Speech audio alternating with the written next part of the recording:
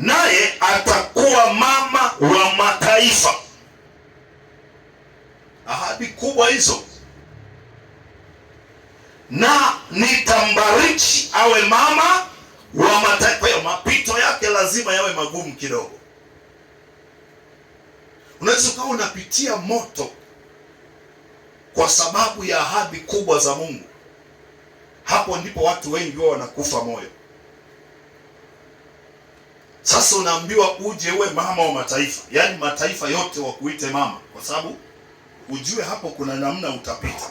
Sasa wengi hufa moyo. Sijajua wewe ni mahali gani umekufa moyo. Natamka leo roho yako iamke katika ahadi za Mungu. Uamke.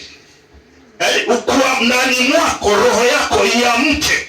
Unajua kukifa moyo ndani mwako unaweza ukafanya maamuzi ajabu. Kuna watu leo wanajiuza. Kuna watu leo ni mabameti. Kuna watu leo wamekuwa madadapoa kwa sababu kuna mahali walishakufa moyo. Mwingine anasema mimi katika umri huu kweli nitaolewa, katika umri huu kweli nitakuwa hivi.